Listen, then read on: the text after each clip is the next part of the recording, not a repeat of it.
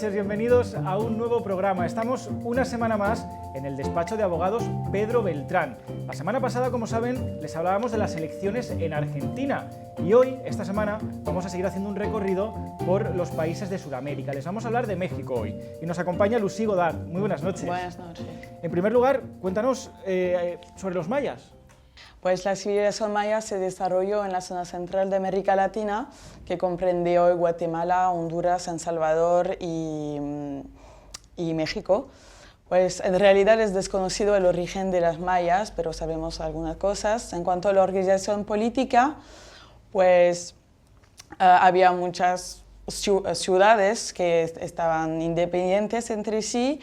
Había un jefe que cuyo poder era hereditario, pero no absoluto. En cuanto a la organización social, pues era una sociedad muy jerarquizada. Como le he dicho, hay un jefe supremo, pero había también un sumo sacerdote. Era el jefe supremo que delegaba su poder a los jefes locales. En cuanto a las actividades económicas, la actividad más importante era la agricultura y el cultivo más importante era el maíz. En cuanto a la religión, pues era muy importante que construyeron también muchos templos, grandes templos. Y a la llegada de la conquista española, pues no quedaban muchas comunidades agrícolas, ya que aunque quedaban algunos vestigios. Y la desaparición de los mayas se debió probablemente a crisis agrícolas, a luchas entre ellos, a rebeliones en contra de las élites. Esto en cuanto a los mayas. Háblanos un poquito de los aztecas. Sí, pues la civilización azteca se desarrolló en la parte central de América Latina, que comprende hoy México. Eran muy guerreros y dominaban sobre toda esta zona, sobre los pueblos que vivían en esta zona. El gobernante era un rey electo, pues se trataba de una monarquía electiva, pero él no era un monarca absoluto. En cuanto a la organización social, pues había agrupaciones de familias que formaban clanes.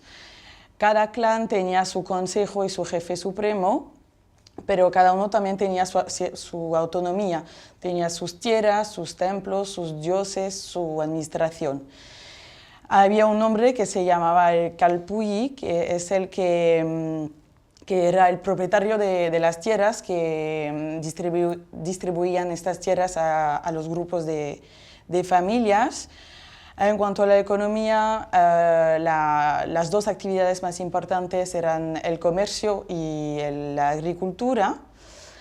Y también la religión era muy importante, ya que era una religión politeísta y hacían muchos sacrificios humanos de guerreros, de mujeres, pero también de animales. La desaparición de los aztecas se debió principalmente a luchas entre ellos mismos. Lucy Godard, muchísimas gracias. De nada.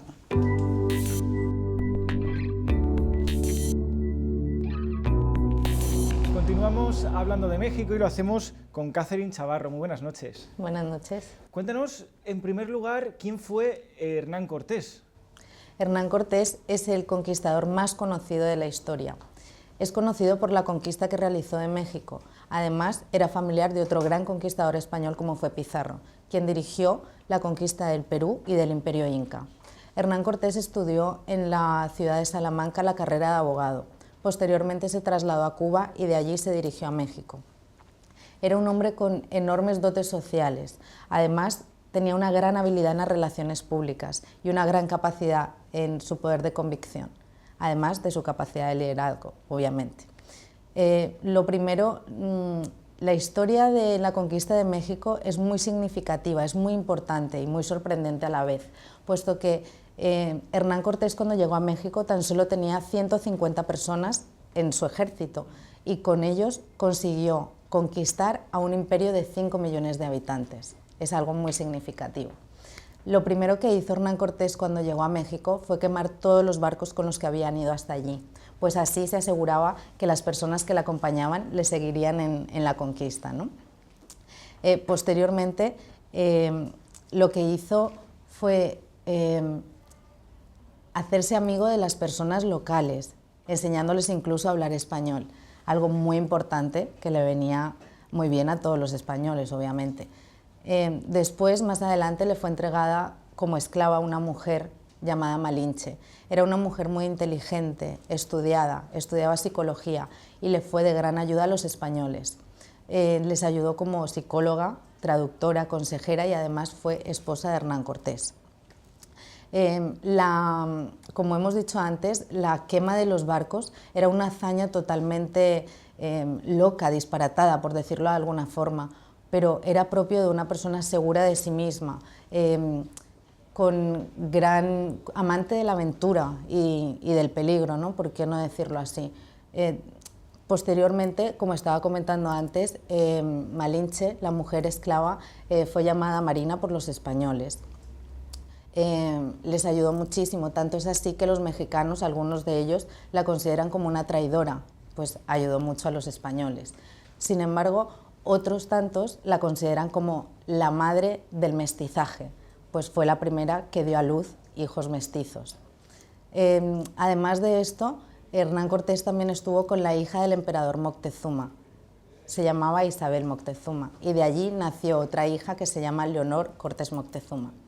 La conquista de México fue relativamente fácil, pues los aztecas consideraban que los españoles eran dioses, y para cuando se dieron cuenta de que no lo eran, los españoles ya habían conquistado gran parte del terreno, incluso habían secuestrado al emperador Moctezuma. Y bueno, esta es un pequeño resumen de la vida de Hernán Cortés. ¿Y cuáles son los otros conquistadores más relevantes? Bueno, los otros conquistadores más relevantes podemos decir que son tres en concreto. Hernán Cortés, como hemos hablado de él, y Pizarro, que fue el que dirigió la conquista de Perú y del Imperio Inca. Pero también siguió muy de cerca los pasos que hizo Hernán Cortés para conquistar México. Estuvo muy pendiente de ello, le sirvió de mucha ayuda. Y por último está el conocido como Cabeza de Vaca, que más que un conquistador fue un descubridor de lo que actualmente conocemos como Estados Unidos. Él llegó a Florida, conoció Florida en primer lugar, después recorrió varios de los estados de Estados Unidos y por último llegó a California. Es muy importante este personaje, también podemos decir que convivió durante 8 años con los indios. Es algo muy significativo, puesto que ellos no permitían esto en esa época. ¿Nos puedes hablar de la composición racial de México? Sí. La composición racial de México, en primer lugar, hemos de decir que México es un país con la mayor proporción de población mestiza que hay en toda América. Casi un 85% de su población es mestiza, es decir, no son ni blancos puros ni indígenas puros. Esta composición es distinta en todos los países, pues por ejemplo en Uruguay un 90% de la población es blanca, no hay indígenas. Sin embargo en Argentina, por ejemplo, un 85% de su población también es blanca, pero es descendiente de colonizadores españoles e italianos antiguamente. Y por otra parte, en el extremo opuesto, vemos que Bolivia tiene un 50% de la población que sí es mestiza. Y en la otra parte está Ecuador y Perú, con un 45% de este mestizaje. Podemos decir que este gran mestizaje es debido a que cuando los españoles llegaron a América llevaban consigo muchas enfermedades, tales como la viruela, que fue una de las grandes enfermedades que hubo en la época, con la que fallecieron casi un 90% de la población local, siendo la mayoría de todos indígenas, obviamente.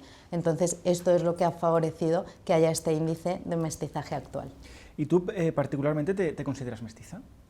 Yo creo que sí, que soy mestiza, ¿no? Porque, hombre, no sé con qué antigüedad, qué antepasados tuve, ¿no? Pero actualmente sí, mis padres son los dos colombianos, yo soy colombiana, o sea que sí he de considerarme mestiza, claro. Catherine Chavarro, muchísimas gracias. A ti. Buenas noches.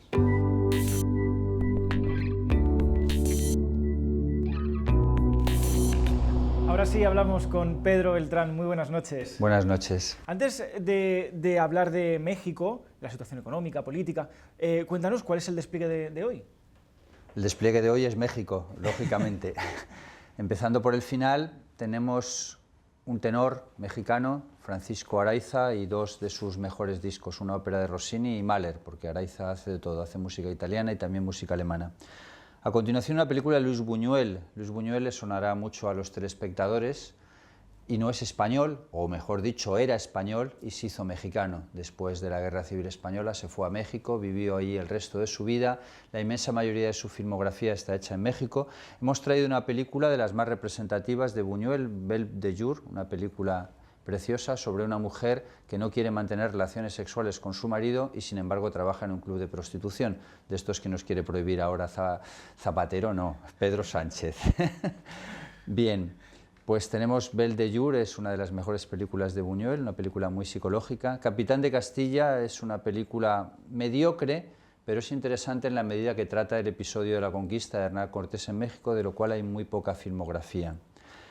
La serpiente de las plumas es una serie muy curiosa de la televisión británica sobre el imperio azteca y concretamente todos los protagonistas son aztecas anteriores a la llegada española.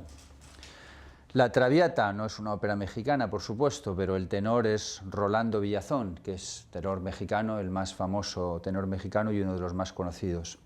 Plácido Domingo tampoco es mexicano, pero él vivió una gran parte de su juventud en México, desarrolló sus principios de su carrera en México, luego curiosamente pasó a Israel, es un episodio poco conocido, donde estuvo 2 años, y en México y Plácido Domingo están muy ligados, por supuesto. La historia de México, una película sobre Cabeza de Vaca, hablaba de Cabeza de Vaca antes Catherine y hablamos más de Cabeza de Vaca en el programa anterior.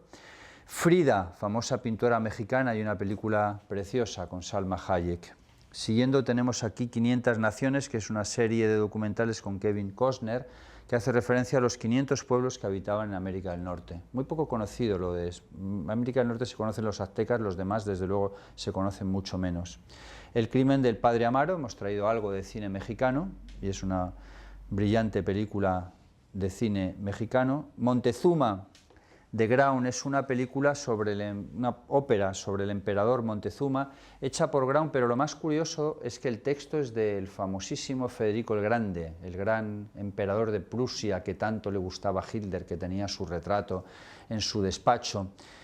Es interesante porque trata la conquista con una perspectiva Voltaire, en el sentido de progresista, de la unión de los indígenas con los españoles. Muy importante esta ópera, que además Graun, el mismo compositor, sirvió de estreno para la famosa ópera de Berlín, Staatsoper de Berlín. Se utilizó una ópera de Graun, también con texto de Federico el Grande. Otra ópera de Montezuma la tenemos ahí, que es de Vivaldi. Siguiendo la conquista de México, la historia de la conquista de México, y otra ópera sobre la conquista de México, pero esta muy reciente, solamente tiene 10 años, y se hizo una representación el año pasado en el Festival de Salzburgo, que es el festival de música de más prestigio del mundo. Siguiendo tenemos una película de Mel Gibson sobre los mayas, Apocalipto.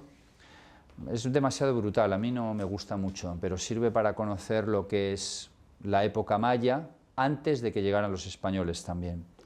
Montezuma, un documental genial de la BBC, que siempre nos obsequia con los mejores documentales.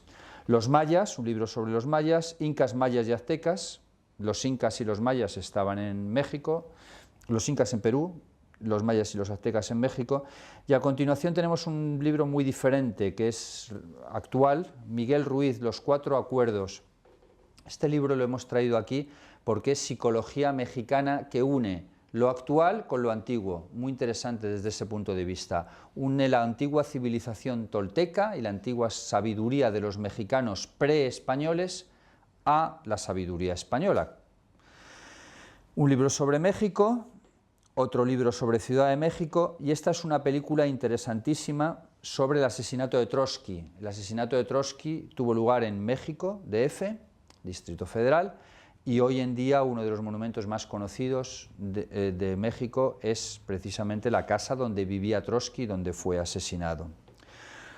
Una película reciente, con un reparto absolutamente de lujo, con Andy García, Peter O'Toole, Cristeros, que hace referencia a una revolución mexicana de los años 20, pero revolución católica contra la Revolución Mexicana en sí, es decir, se rebelan considerando que las medidas son demasiado contrarias a la Iglesia, que hay que volver a implantar los ritos católicos, una película muy reciente, muy bien hecha.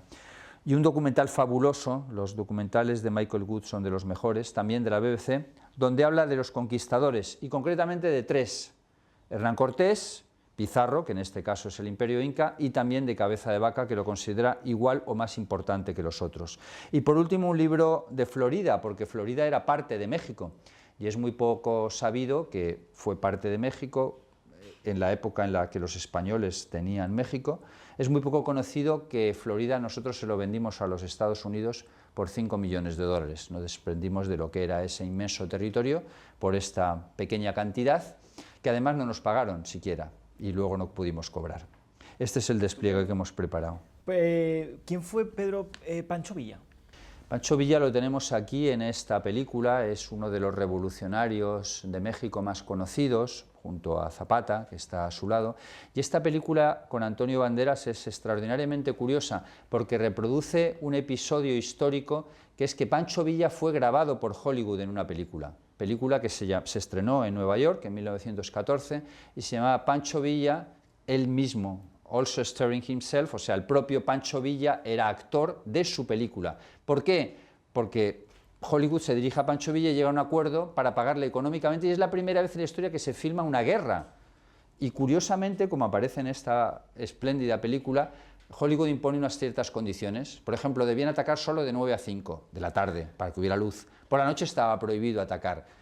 Pancho Villa, por supuesto, el acuerdo no lo respeta, y me dice, bueno, me da igual, yo a ustedes ya me han pagado el dinero, yo quiero atacar por la noche, por supuesto que puedo atacar por la noche y cuando a mí me apetezca.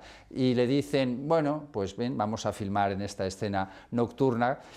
Hace referencia también a la vida de Pancho Villa y termina con su asesinato brutal. Igualmente, Zapata, a su lado, es el otro revolucionario de México. Pancho Villa atacaba desde el norte, Zapata atacaba desde el sur y finalmente se encuentran en México DF, una escena preciosa que aparece en la película esta de Viva Zapata con Marlon Brando, el reparto es estelar en las dos.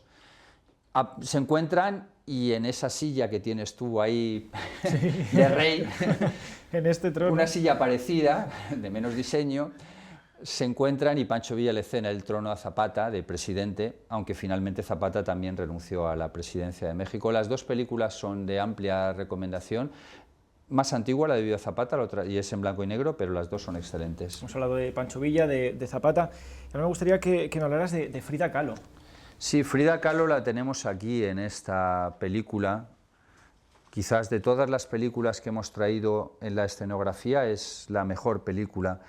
También mencionar sobre Hernán Cortés, esta película, Hijos del Viento, que antes no he mencionado, no está hecha con muchos medios, pero como hay muy poca filmografía, es interesante verla. La de Frida Kahlo es un episodio completamente diferente. Es una pintora que era alumna del gran pintor de México, Diego Rivera. Había una diferencia de edad considerable, de 25 años. Ella se enamora, en la típico enamoramiento de profesor-alumno, y inician una relación extraordinariamente conflictiva porque su marido era un mujeriego que se acostaba incluso con su hermana, como aparece en la propia película. Lo dejan, se divorcian, se vuelven a casar, son dos matrimonios los que tienen entre las mismas personas, y entre medias ella tiene una relación que también aparece en la película con Trotsky.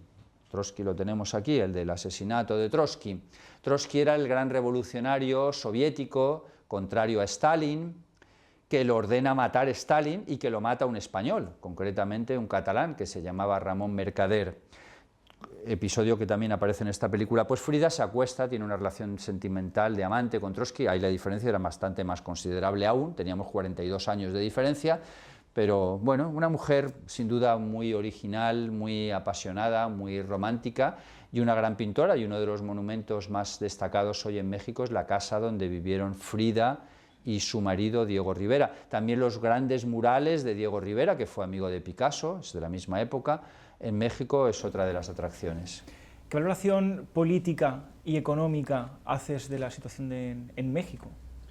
Hoy México es un país de más de 100 millones de habitantes, mucho más poblado que España, muy cercano a Estados Unidos, con la frontera más transitada del mundo y también la más conflictiva de todas. Y es un país que presenta demasiada desigualdad social, a pesar de los avances que se han producido.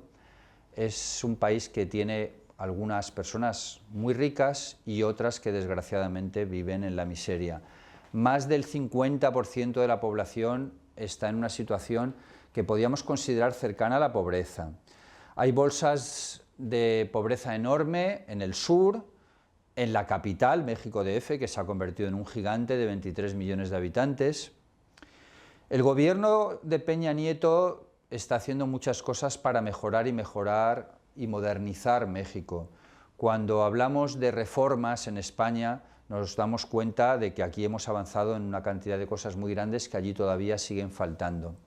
Desde el punto de vista económico, el país está en crecimiento, sigue creciendo, muy influenciado por Estados Unidos, pero aún quedan enormes cosas por hacer. Y sobre todo hay un problema muy grave con la inseguridad.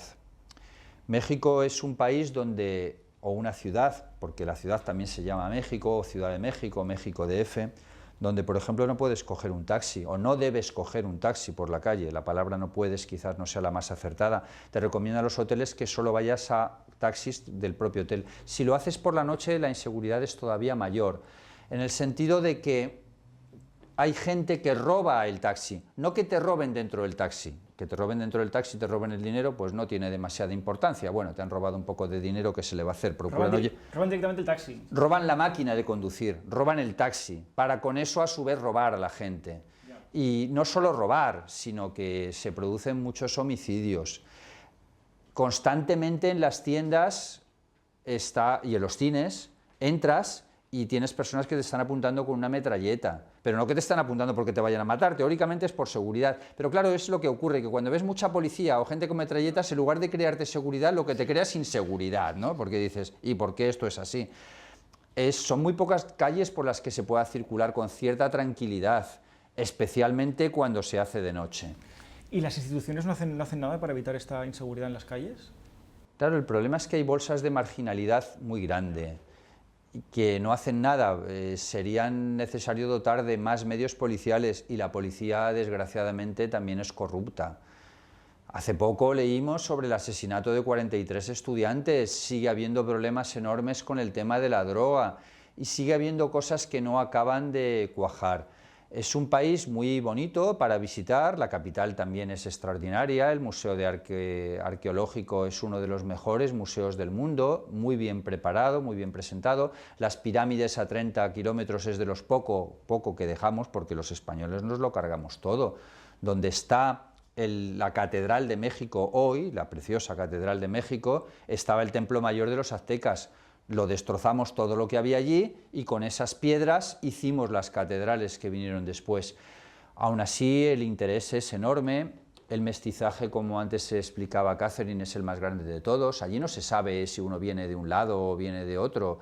Quiero decir, prácticamente la totalidad de la población es ya mestiza, porque la mezcla fue muy grande, empezando, como antes decía Catherine, por Hernán Cortés. Es que el propio Hernán Cortés tiene relaciones con la Malinche, que es uno de los primeros casos de mestizaje de la historia y de niños mestizos nacidos en la historia, pero es que luego, esto es ya curiosísimo, se relaciona con la propia hija del emperador Moctezuma, y tiene una hija que se llama Leonor Cortés Moctezuma. Hay teorías distintas sobre esa relación. Hay quien dicen que fue un capricho de Cortés y que lo que quería era violarla, acostarse con ella y bien, nació un hijo completamente contra su voluntad. Otras teorías no, dicen que hubo un idilio sentimental real. Bien. De una manera o de otra, lo cierto es que nació una niña que menudos apellidos lleva. Y esta mujer, además, tiene una historia espectacular, porque se casó luego, aparte de fue amante de Cortés, violación, lo que fuera, en fin, más largo, más corto, fue amante de Cortés, o por la fuerza o no por la fuerza, eso no lo sabremos nunca. Pero es que luego se casó con los dos sucesores de Moctezuma, que se le murieron a ella, no es que los matara, se le murieron. Y después se casó con dos lugartenientes de Cortés, o sea que es absolutamente espectacular. Otra hija de Moctezuma también es un caso súper original, porque se casó con un lugarteniente de Cortés y se fue a vivir a Cataluña. Con lo cual tuvo hijos que todavía viven hoy, catalanes, que son descendientes de Moctezuma, y uno de ellos reclamaba el trono de Moctezuma, diciendo, oiga, yo quiero ser el emperador porque yo soy hijo y descendiente del emperador. Lamentablemente nos quedamos sin tiempo. Pedro Beltrán, muchísimas gracias, como cada semana. Gracias a ti, un placer tenerte a ti. Hasta la semana próxima. Nosotros volvemos la semana que viene aquí en el despacho de abogados Pedro Beltrán.